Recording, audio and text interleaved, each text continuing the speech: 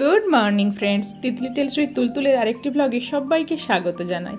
আশা করছি সবাই খুব খুব ভালো আছো। আজ সোমবার, সপ্তাহের প্রথম দিন। মামামের স্কুল আছে। 5টার সময় অ্যালার্ম বাজতে উঠে পড়েছি, কিন্তু ঘুম ছাড়ছে না চোখ থেকে। কালকে স্বাভাবিকভাবে একটু লেট নাইট করেছি, তো আজকে আর উঠতে পারছি না। উঠে ভাবছি কি করব, কি রান্না হবে, কি ব্রেকফাস্ট বানাবো। এই ভাবতে ভাবতে ব্রাশিং করতে করতে আর জল খেতে খেতেই পাক্কা 45 মিনিট কেটে গেল। তো আজকে একটু শ্যামা চাল বানাবো। সেই শ্যামা চালটা তেলের উপর সবজিগুলো দিয়ে হালকা ভেজে নিয়েছি। এবার মুগ ডাল দিয়েও হালকা একটু ভেজে নিলাম। তার মধ্যে জলটা ঢেলে সবজিগুলো হাফ সেদ্ধ করে নেব, তারপর শ্যামা চালটা দেব। নইলে চালটা সেদ্ধ হয়ে যাবে, সবজিগুলো সেদ্ধ হবে না। ব্যাস, সবজিগুলো হালকা সেদ্ধ হয়ে গেছে। এবার শ্যামা চালটা দিয়ে দিলাম। এবার এটা ঢেকে আরও কিছুক্ষণ সেদ্ধ করব। সেদ্ধ করলে এটা হয়ে যাবে। ব্যাস, এদিকে এটা হয়েও গেছে। এবার এটা নামিয়ে মামামের জন্য ঠান্ডা করতে দিই, আর আমাদের জন্য একটু তুলে রাখি। দুটোতে ঘি দিয়ে দিলাম। এবার এখন ঘি না দিলে এবার পরে ঘি দিলে ঘিটা গলবে না, সেই জন্য এখনই দিয়ে দিলাম। একেবারে রেডি করে রেখে দিলাম।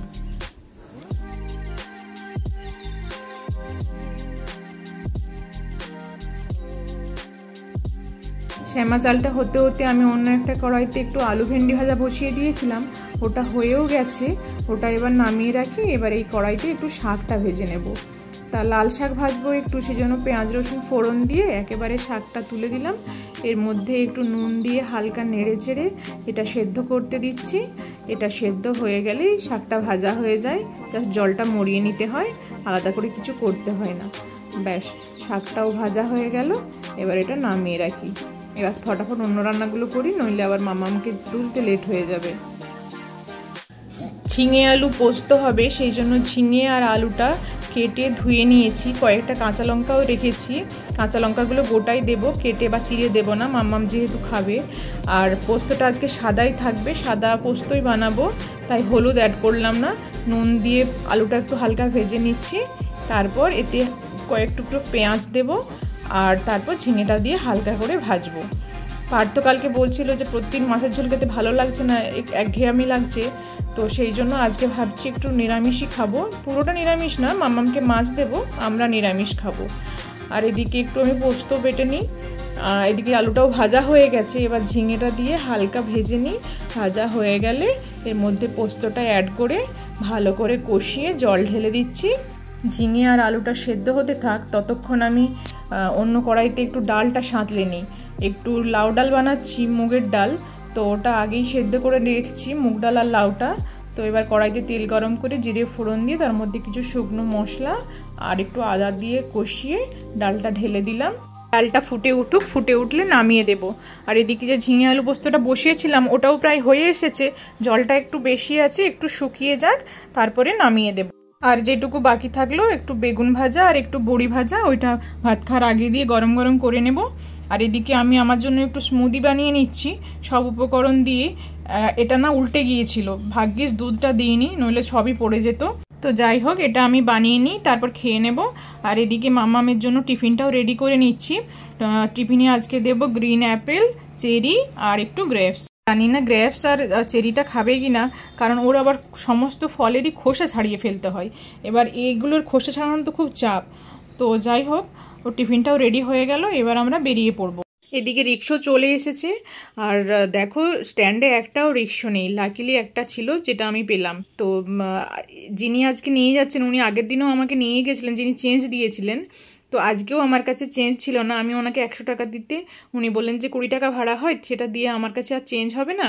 তো আপনি এক কাজ করুন, এই 100 টাকাটা চেঞ্জ রাখুন 50-50 করে, যাতে আপনার অটো ভাড়াটা হয়ে যায়। তো আবার ফেরার পথে ওনাকে আমি টাকাটা দিয়ে ঢুকেছিলাম বাড়িতে। তো যাই হোক, এখন অটোর থেকে নেমে আমি এতে হাঁটছি গল্প করতে করতে। মামাম স্কুলের ভেতরে ঢুকে যাক, তারপর আমি বাড়ি ফিরে যাব। মামাম ঢুকে গেল, এদিকে শুভাঙ্গী কনিশাও ঢুকে গেল। চলো, এবার আমরা 3 জন মিলিয়ে এখন বাড়ি ফিরবো। আর এই টাওয়ারটার নিচেই বাসটা দাঁড়িয়ে থাকে।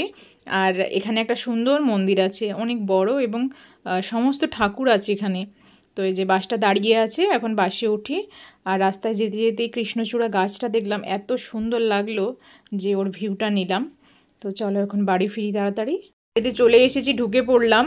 আর কিছু কাজ আছে, কাজকর্মগুলো তাড়াতাড়ি সেরে নিয়ে আবার তাড়াতাড়ি বেরোতে হবে, নইলে মামামকে আনতে যেতে লেট হয়ে যাবে। আর এদিকে কাজকর্ম মোটামুটি কমপ্লিট হয়ে গেছে। মামামের জন্য এখানে একটু জুস তৈরি করে নিচ্ছি, ওই জুসটা নিয়ে বেরিয়ে যাব। এটা হচ্ছে একটু মৌসাম্বির জুস তৈরি করছি। ও স্কুল থেকে বেরিয়েই বলে মামা মাইকে জুস নিয়ে আসুনি, তাই ওর জন্য একটু জুস নিয়ে যাই। ওখানে থাকলেও নিয়ে যায় আর বাড়ির থেকে গেলেও নিয়ে যায়, একটু ঠান্ডা থাকে যাতে ওর ভালো লাগে খেতে। তো এবার বেরিয়ে পড়লাম। আর যা রোদ, একদম ঝলসে যাচ্ছি। স্কুল ছুটি হতে আর স্কুলে লেট করিনি, খেলতেও দিইনি, একদম সোজা চলে এসেছি ডক্টরের কাছে। স্যাটারডেতে যে ডক্টর দেখানোর কথা ছিল সেটা হয়নি।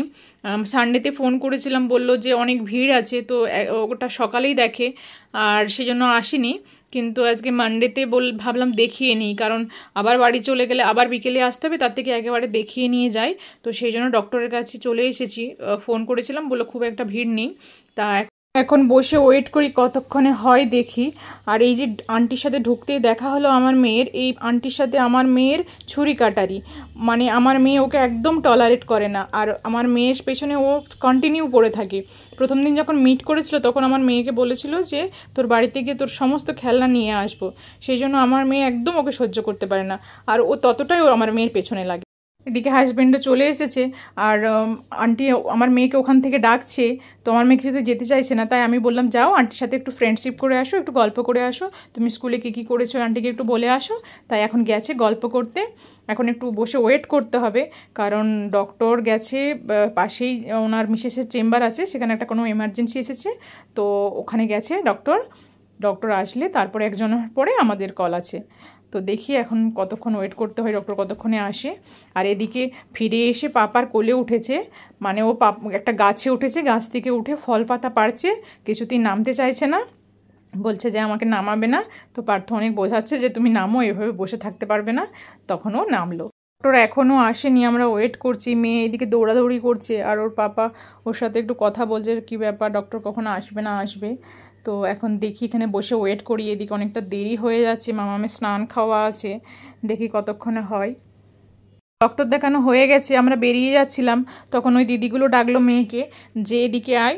তো এখানে শিপলা থেকে এসেছে ক্যাম্পেনিংয়ের জন্য বাচ্চাদের ড্রয়িংয়ের ওপরে, তা এখানে এরা সব ড্রয়িং করছে। তা মামামকেও ডেকে একটা পেজ আর কিছু পেন্সিল দিয়ে ড্রয়িং করতে বলে।